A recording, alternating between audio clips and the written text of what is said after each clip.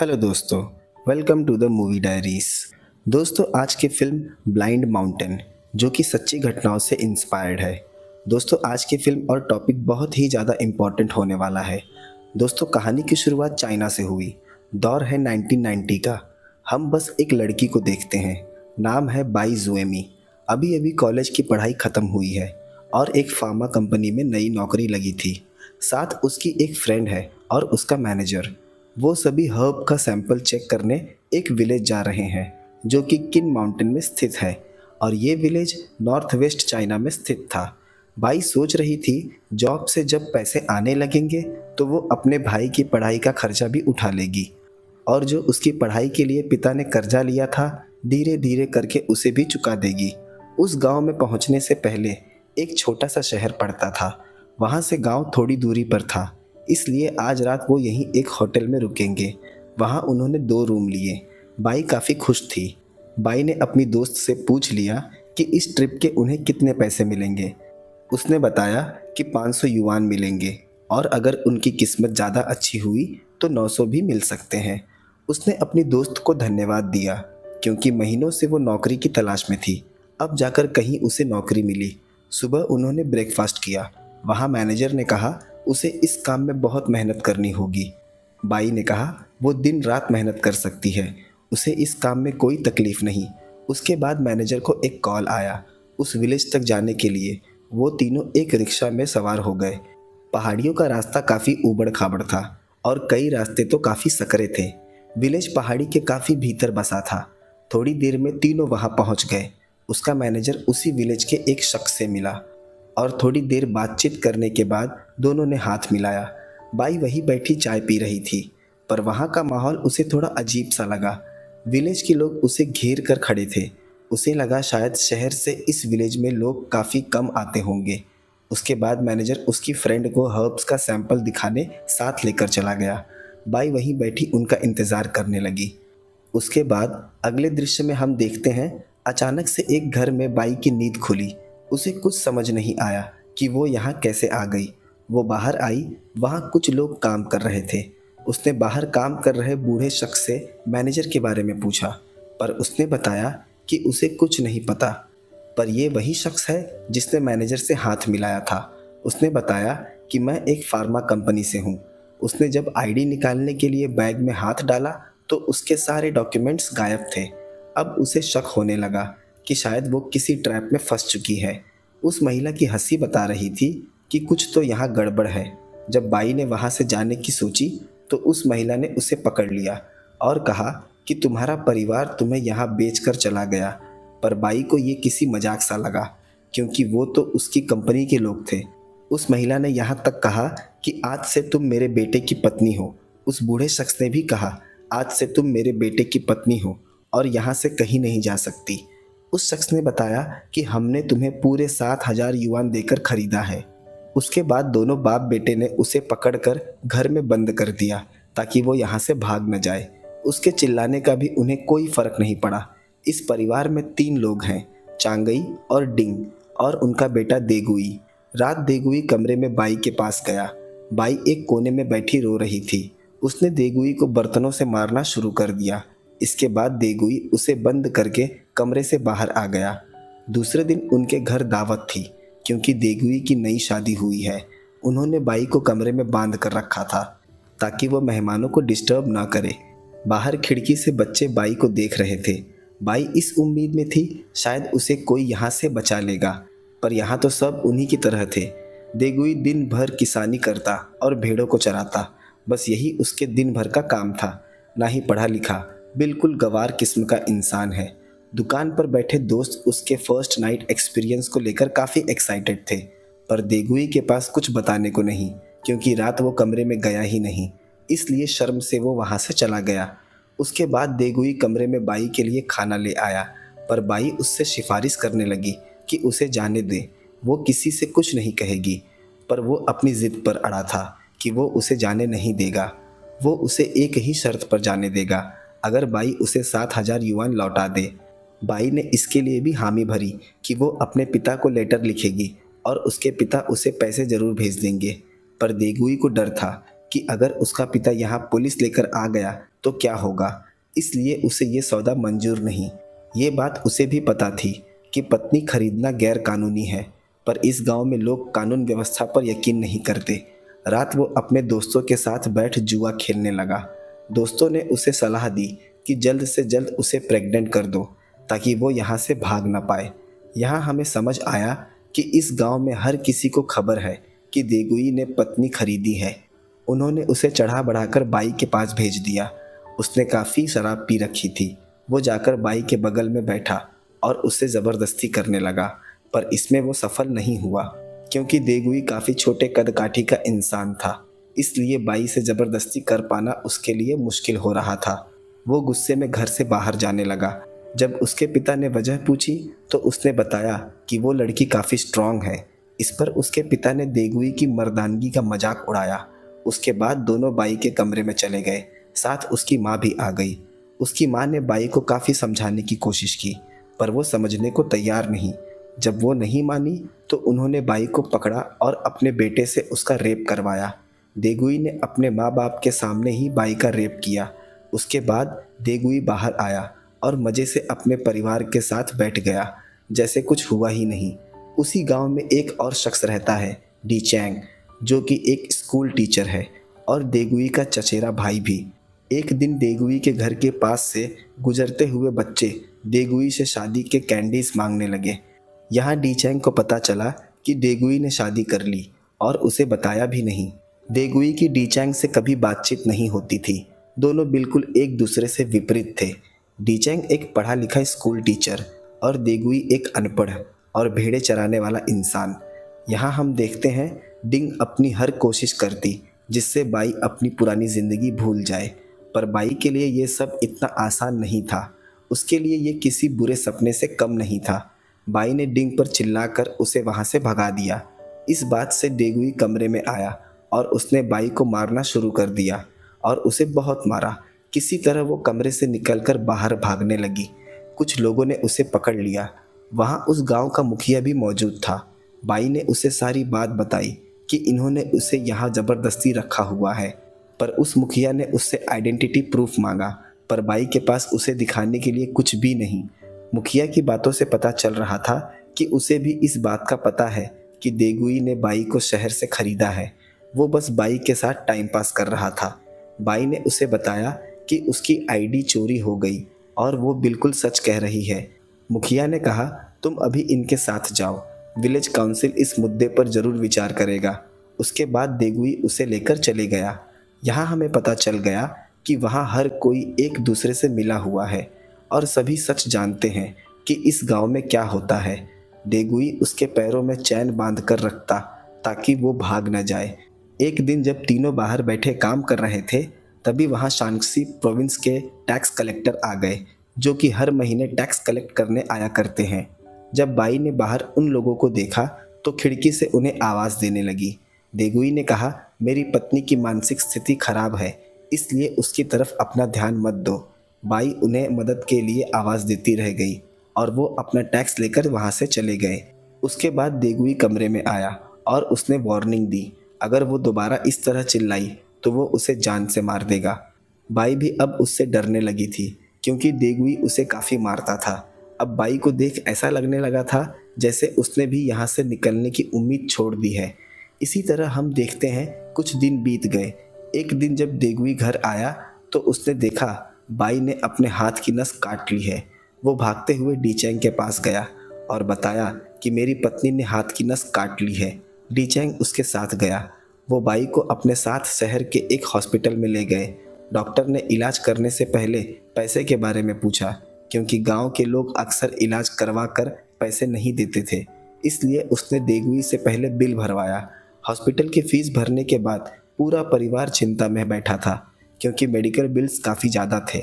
उसके बाद वो बाई को फिर घर लेकर आ गए। एक दिन डिंग दो महिलाओं को घर ले आई ताकि वो बाई को थोड़ा समझाए। उसमें से एक महिला का नाम चैन है, पर बाई उनसे बात नहीं करना चाहती। पर जब उस महिला ने बताया कि कुछ वक्त पहले हम भी तुम्हारी तरह यहाँ लाए गए थे, ये सुन बाई ने उसे बैठने को कहा। उन्होंने तो उसे यही सुझाव दिया कि सब भूल कर इस ज़िंदगी को अपना लो। वो महिला यहाँ 4 सालों से है और उसने इस ज़िंदगी को अपना लिया है। उसका पति आज भी उसे बहुत मारता है। बाई ने उससे भागने का रास्ता पूछा। चैन ने बताया, ये काफ़ी मुश्किल है क्योंकि यहाँ से सिर्फ एक ही सड़क शहर की तरफ जाती है और वो भी ब्लॉक्ड है। बाई ने बताया, अगर वो यहाँ से नहीं गई तो मर जाएगी। उसके बाद वो बाई को समझाकर वहाँ से चली गई।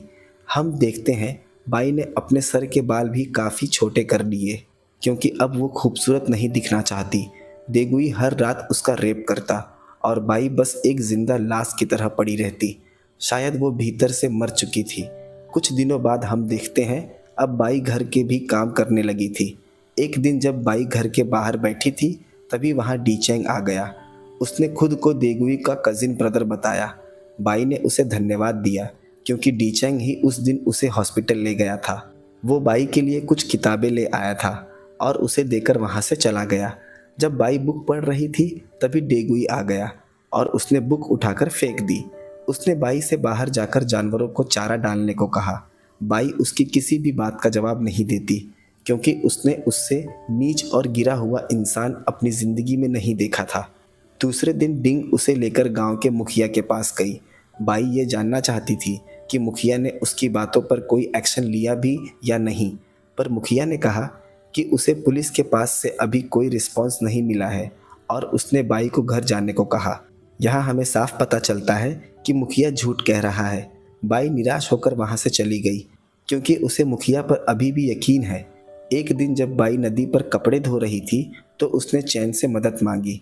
चैन ने बताया कि यहाँ से भागने के लिए तुम्हें पहाड़ी से उस पार जाकर छोटे रोड को पकड़ना होगा जो शहर की तरफ जाता है।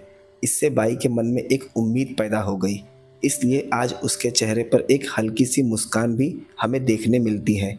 बाई की दोस्ती उसी गांव के एक बच्चे से हो गई थी जो वही स्कूल में पढ़ता है। उस बच्चे का नाम ली है। अब देगुई उसे बाजार भी ले जाने लगा था। देगुई अपने आप पर काफ़ी गर्व महसूस करता कि उसकी वाइफ एक कॉलेज ग्रेजुएट है और ये बात वो सबसे बताता। उस दिन बाई ने पहली बार गांव में पोस्टमैन को देखा। उस शॉपकीपर ने देगुई से कहा, अगर पत्नी को और काबू में रखना है तो उसे और मारो। गांव में हर किसी की नज़र बाई पर रहती क्योंकि गांव में वो सबसे ज़्यादा खूबसूरत थी। उस शॉप में एक महिला आई जो ठीक से चल नहीं पा रही थी। देगुई ने उस महिला की तरफ इशारा कर बताया कि इसने भी एक बार अपने पति को छोड़ भागने की कोशिश की थी तो उसने इसके दोनों पैर तोड़ दिए और अगर बाई ने भागने की कोशिश की तो वो भी उसका यही हाल करेगा। दूसरे दिन जब बाई नदी पर कपड़े धो रही थी तो उसे यहाँ से निकलने का मौका मिल गया। वो टॉयलेट करने के बहाने झाड़ियों में गई और वहाँ से पहाड़ों में भागने लगी, उस सड़क की तरफ जिसके बारे में चैन ने बताया था। जब कुछ देर तक वो वापस नहीं आई तो डिंग को शक हुआ। उसे पता चल गया शायद से बाई भाग गई और उसने ये बात अपने बेटे को बता दी। देगुई अपने साथियों को लेकर बाई की तलाश में निकल गया क्योंकि उसे रास्तों की अच्छे से जानकारी है। यहाँ बाई को जंगलों में एक शख्स मिला। उसने उससे शहर का रास्ता पूछा। उस शख्स ने उसे पीछे की तरफ इशारा किया। बाई सड़क की तरफ चली गई। देगुई को भी रास्ते में वही शख्स मिला। उसने बताया कि बाई इसी तरफ गई है। बाई किसी तरह सड़क पर पहुंच गई। वहां से एक वैन गुजर रही थी। बाई ने उससे लिफ्ट मांगी। उस शख्स ने शहर ले जाने के लिए उससे पैसे मांगे पर बाई के पास एक भी पैसे नहीं, इसलिए वो वैन लेकर वहां से चले गया। वो वहीं सड़कों पर दूसरी गाड़ी का इंतज़ार करने लगी। इतने में देगुई अपने दोस्तों के साथ गाड़ी लेकर वहां आ गया और उन्होंने बाई को पकड़कर गाड़ी में बिठा लिया और वापस गांव लेकर आ गए। गाड़ी से उतरने के बाद उसने बाई को लोगों के सामने काफ़ी मारा। वहाँ खड़े एक भी शख्स ने उसे रोकने की कोशिश नहीं की। तभी वहाँ डीचैंग आ गया और उसने देगुई को रोका। इतना मारने के बाद अब वो चलने की हालत में नहीं थी। कुछ लोग उसे उठाकर घर में ले गए। शाम खिड़की पर ली आया और उसने बाई को खाने के लिए फ्रूट दिए। उसे देख वो काफ़ी खुश हुई। दूसरे दिन डीचैंग उसके लिए और किताबें ले आया। उसने ये भी बताया कि यहाँ के लोग ज़्यादा पढ़े लिखे नहीं हैं, इसलिए वो दूसरों के साथ जानवरों जैसा बर्ताव करते हैं। डीचैंग एक अकेला इंसान है जिसने इस गांव में सबसे ज़्यादा पढ़ाई की है। एक वक्त पहले वो भी इस गांव को छोड़ देना चाहता था पर छोड़ नहीं पाया और उसने यही टीचर की नौकरी कर ली। बाई ने उससे मदद मांगी। डीचैंग ने उससे वादा किया कि वो उसकी मदद यहाँ से भागने में ज़रूर करेगा, पर उसे अपने भाई देगुई का भी डर है दूसरे दिन जब बाई ने पोस्टमैन को गुजरते हुए देखा तो उसने उसे लेटर थमा दिया। शायद ये लेटर उसने अपने पिता को लिखा था। उसे यकीन है उसकी खबर पाते ही उसके पिता जरूर यहाँ आ जाएंगे। पर कुछ दिन बीत गए, उसके पिता की कोई खबर नहीं। अब सर्दियाँ शुरू हो गई थी। पहाड़ों पर जहाँ भी नज़र जा रही थी सिर्फ और सिर्फ बर्फ से ढकी चादर नज़र आ रही थी। एक दिन डिंग ने बाइक को घर से बाहर जाते हुए देखा तो उसका पीछा करने लगी, पर वो चैन से मिलने उसके घर गई थी। डिंग को इस बात की चिंता थी कि बाई अभी तक प्रेग्नेंट नहीं हुई। यहाँ बाई ने चैन से कुछ पैसे मांगे ताकि वो यहाँ से निकल सके, पर चैन ने मना कर दिया क्योंकि उसका पति उसे एक पैसे भी नहीं देता। बाई ने उससे कहा, क्या तुम पुलिस स्टेशन चलोगी मेरे साथ रिपोर्ट फाइल करवाने? पर चैन ने बताया कि पुलिस भी लोकल्स के साथ मिली रहती है, वहाँ भी कुछ हासिल नहीं होगा। दूसरे दिन डी चैंग उसके लिए फिर किताबें ले आया। शायद अब वो बाई को पसंद करने लगा था। उसने बाई को ये यकीन दिला दिया था कि वो उसे यहाँ से ज़रूर निकाल लेगा। दूसरे दिन कुछ ऑफिशियल्स गांव का इंस्पेक्शन करने वाले थे, इसलिए देगुई ने बाई को जंगल में छिपा दिया। उसके साथ वहाँ चैन भी थी। पार्टी ऑफिशियल के जाने के बाद वो वापस उन्हें गांव ले गए। बाई हर रोज़ पोस्टमैन से पूछती क्या उसका कोई लेटर आया है, पर वो हर बार उसे मना कर देता।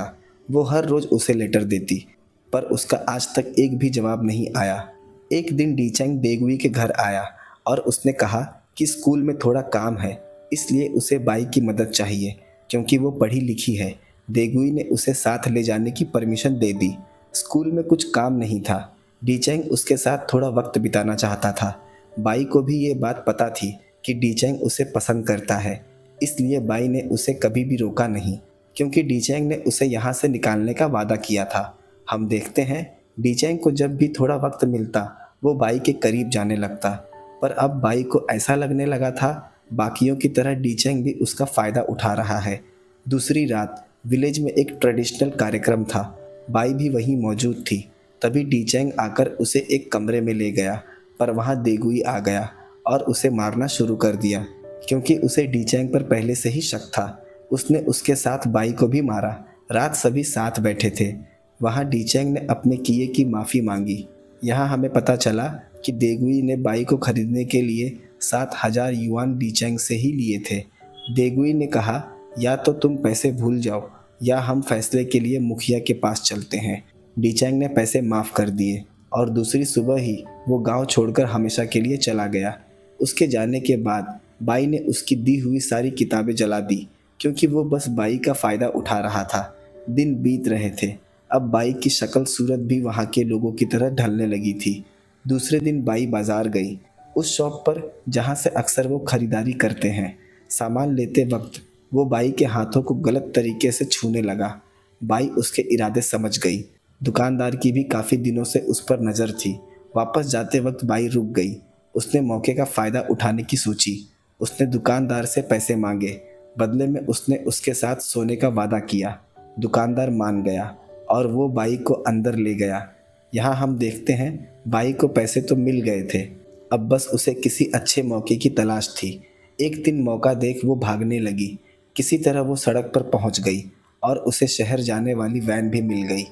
वो शहर आकर उतर गई।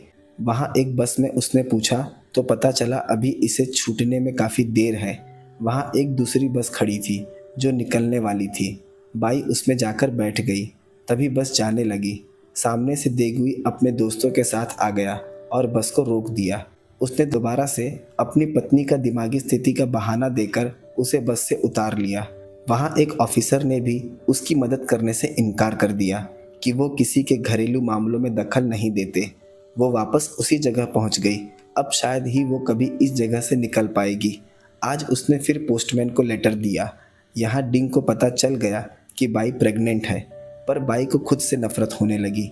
ये जान वो रोने लगी और खुद को मारने लगी।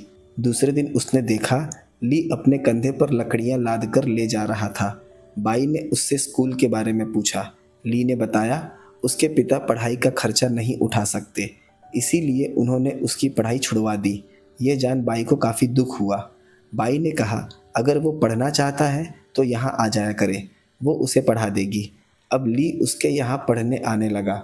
धीरे धीरे वहाँ और बच्चे आने लगे जो स्कूल का फीस अफोर्ड नहीं कर सकते। दूसरे दिन बाई ने देखा खेत के पास काफ़ी भीड़ इकट्ठा थी। वहाँ किसी ने एक नवजात बच्ची को मार के फेंक दिया था, क्योंकि इस गांव में लड़की का पैदा होना किसी अभिशाप से कम नहीं था। लोगों को सिर्फ लड़का चाहिए। अब बाई को भी डर लगने लगा कि अगर उसे भी लड़की हुई तो उसे भी मार दिया जाएगा। चैन ने उसे यकीन दिलाया कि तुम्हें लड़का ही होगा। दूसरे दिन पोस्टमैन आया, पर कोई लेटर अपने साथ नहीं लाया। बाई ने उसे एक और लेटर दिया। इसी तरह वक्त बीत गया। एक रात बाई ने एक लड़के को जन्म दिया, पर अब भी वो पोस्टमैन को उसी तरह लेटर्स दिया करती है। उसे आज तक एक भी जवाबी लेटर नहीं मिला, फिर भी मन में एक उम्मीद बनी हुई है। यहाँ हम देखते हैं पोस्टमैन उसके सारे लेटर्स ले जाकर देगुई को दे देता था। अब तक उसने बाई का लिखा हुआ एक भी लेटर पोस्ट नहीं किया। वहाँ खड़ा ली ये सब देख रहा था। उसने जाकर ये बात बाई से बताई। इस बात को जान वो रोने लगी। ली ने कहा, मैं शहर जाकर तुम्हारा लेटर पोस्ट कर दूंगा। उसके बाद बाई ने उसे एक लेटर लिख कर दिया। हम देखते हैं देगुई उस पर हमेशा चिल्लाता, जबकि उसकी कोई गलती नहीं होती, पर बाई सारे गुस्से को पी जाती। उसका दिन बच्चे को देखने में और स्टूडेंट्स को पढ़ाने में निकल जाता। बाई जब भी अपने बच्चे को लेकर बाहर जाती तो डिंग उससे बच्चा ले लेती, क्योंकि उसे डर था कि बाई कहीं बच्चे को लेकर भाग न जाए। एक दिन उनके घर के बाहर एक गाड़ी आकर रुकी, जिसमें से बाई का पिता दो पुलिस वाले के साथ निकला। बाई अपने पिता को देख रोने लगी। शायद वो अपने पिता को ठीक से पहचान भी नहीं पा रही थी। अपनी बेटी को इस हालत में देख वो काफ़ी दुखी हो गए। जब पुलिस उसे ले जाने लगी तो डिंग उससे बच्चा छीनने लगी। उन्होंने बच्चे को वहीं छोड़ दिया और बाई को लेकर वहाँ से जाने लगे, पर गांव के लोगों ने गाड़ी को घेर लिया। उन्हें पुलिस वालों का भी डर नहीं था। वो पुलिस वालों से लड़ने लगे। ऑफिसर ने समझाया कि लोगों को खरीदना बेचना कानून के खिलाफ है, पर वो सुनने को तैयार नहीं। देगुई ने उससे 7,000 की मांग की, वरना वो यहाँ से बाई को नहीं ले जाने देगा। किसी तरह बाई और उसके पिता भीड़ से बचकर पुलिस स्टेशन आ गए, पर भीड़ अभी भी पुलिस स्टेशन के बाहर खड़ी थी। उनके सीनियर ऑफिसर ने इस मामले में अपने हाथ ऊपर कर लिए। दोनों ऑफिसर ने कहा कि वो वापस विलेज चली जाए। वो 3 दिनों बाद टीम के साथ आकर उसे बचा लेंगे, क्योंकि इस वक्त यहाँ से निकल पाना नामुमकिन है। उसके पिता ने बाई के साथ 3 दिन उसी गांव में रुकने का फैसला किया। घर आने के बाद देगुई बाई को मारने लगा। जब उसका पिता बचाने आया तो उसने बाई के पिता को भी मारना शुरू कर दिया। बाई को कुछ समझ नहीं आ रहा था, इसलिए उसने वहीं पास में पड़ा हुआ एक धारदार हथियार उठाकर देगुई पर चला दिया और उसकी वहीं मौत हो गई और कहानी इसी दृश्य के साथ ख़त्म हो गई। दोस्तों चलिए जानते हैं कहानी कितनी सच्ची है। पहले हम बात करते हैं वन चाइल्ड पॉलिसी के बारे में, क्योंकि इसकी शुरुआत वहीं से हुई। वन चाइल्ड पॉलिसी को 1979 में चाइनीज़ सरकार द्वारा पूरे चाइना में लागू किया गया। इस पॉलिसी के अनुसार आप एक ही बच्चे पैदा कर सकते हैं, फिर चाहे वो लड़का हो या लड़की। और इस पॉलिसी का अंत हुआ 2015 में जाकर। वन चाइल्ड पॉलिसी चाइना में जनसंख्या नियोजन की एक पहल थी और सरकार ने इस लॉ को इम्प्लीमेंट किया था ताकि वो बढ़ती हुई जनसंख्या पर रोक लगा सके और भविष्य में चाइना एक मजबूत अर्थव्यवस्था बन के सामने आए। इसके काफ़ी फ़ायदे भी हुए और काफ़ी दुष्परिणाम भी देखने को मिले। महिलाओं और लड़कियों की ट्रैफिकिंग बढ़ गई और जेंडर इम्बैलेंस भी देखने को मिला। वहीं दूसरी तरफ फ़ायदे आप देख सकते हो। चाइना की अर्थव्यवस्था काफ़ी मजबूत हो गई। आज चाइना एक सुपर पावर नेशन है। चाइना की सरकार ने 35 सालों तक इस लॉ को नागरिकों पर इम्प्लीमेंट करके रखा। 1980 के दौरान ग्रामीण इलाकों में रहने वाले जोड़े को सरकार ने 2 बच्चे पैदा करने की अनुमति दे दी, पर उसमें भी एक शर्त थी। अगर पहला बच्चा लड़की हुई तो वो दूसरा बच्चा पैदा कर सकते हैं। जनवरी 1, 2016 में सरकार ने इस लिमिट को बढ़ाकर 2 बच्चों का कर दिया। इसके साथ ही वन चाइल्ड पॉलिसी का भी अंत हो गया। उसके बाद मई 2021 में सरकार ने इस लिमिट को बढ़ाकर 3 बच्चों का कर दिया। उसके बाद जुलाई 2021 में सरकार ने सारे लिमिट्स हटा दिए। अब कोई भी अपनी मर्जी से कितने भी बच्चे पैदा कर सकता है, पर बाहर के देशों ने इस पॉलिसी का काफ़ी विरोध किया कि ये पॉलिसी मानव अधिकारों का अपमान करती है। साथ ही लोगों ने सामाजिक दुष्परिणामों पर भी चिंता जताई। उस वक्त चाइना में जवान महिलाओं और लड़कियों की ट्रैफिकिंग तेजी से चल रही थी। पर्पस था उनसे शादी करना और उन्हें सेक्स स्लेव बनाकर रखना। इस ट्रेंड की वजह थी इतने सालों तक चली वन चाइल्ड पॉलिसी और देश की प्रेफरेंस बन गए लड़के, जिससे देश में एक जेंडर इम्बैलेंस देखने को मिला। कुछ ऐसे मामले भी देखने को मिले जहां चीनी पुरुष पाकिस्तान की महिलाओं को काम दिलाने के बहाने चाइना ले जाते और वहां उन्हें सेक्स स्लेव बना दिया जाता। कुछ पाकिस्तानी गरीब परिवारों को पैसे का लालच देकर उनसे लड़कियां खरीद ली जाती।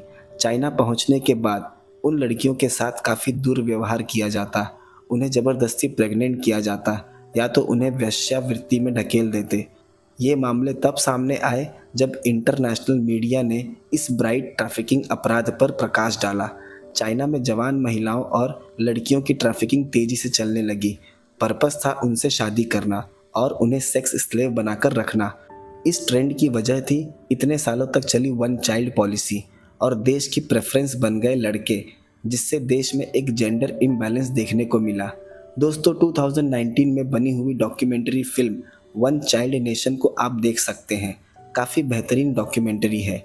दोस्तों क्या आपको पता है कि भारत के पार्लियामेंट में पहले टू चाइल्ड बिल को प्रपोज किया जा चुका है।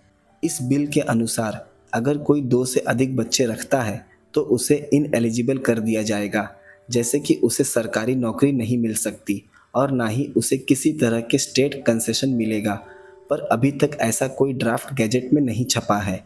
यूपी और आसाम ये 2 भारतीय राज्य ऐसे हैं जो टू चाइल्ड पॉलिसी पर सबसे अधिक सक्रिय रूप से जोर दे रहे हैं। भारत के नागरिकों ने टू चाइल्ड पॉलिसी को काफ़ी क्रिटिसाइज्ड किया और इसे अननेसेसरी बताया, क्योंकि ये महिलाओं के अधिकारों का उल्लंघन है। सबसे ज़्यादा मुस्लिम्स ने इस कानून का विरोध किया। उन्होंने कहा कि टू चाइल्ड पॉलिसी को लाकर सरकार उनके साथ भेदभाव कर रही है। दोस्तों United Nations population fund data के अनुसार 2023 में भारत की जनसंख्या 142.86 करोड़ हो गई है और इसी के साथ भारत दुनिया का सबसे आबादी वाला देश बन गया है। यहाँ तक कि भारत ने चाइना को भी पीछे छोड़ दिया है, जिसकी आबादी 142.57 करोड़ है। दोस्तों इस तरह से अगर जनसंख्या बढ़ती रही तो भविष्य में इसके काफ़ी घातक परिणाम देखने को मिल सकते हैं। जैसे इसका सबसे ज़्यादा नुकसान भारत की अर्थव्यवस्था को होगा और बेरोजगारी बढ़ेगी तो क्राइम रेट भी बढ़ेंगे। तो मेरे हिसाब से टू चाइल्ड बिल एक हद तक सही फैसला है। इसके कुछ डिसएडवांटेजेस भी हैं। अगर आप उसे हटाकर देखें तो ये एक बेहतर ऑप्शन हो सकता है। दोस्तों आपको क्या लगता है टू चाइल्ड पॉलिसी के बारे में? मुझे कमेंट लाइक करके ज़रूर बताएं और चैनल को सब्सक्राइब कर दें। मिलते हैं अगले वीडियो में एक नए एक्सप्लेनेशन के साथ।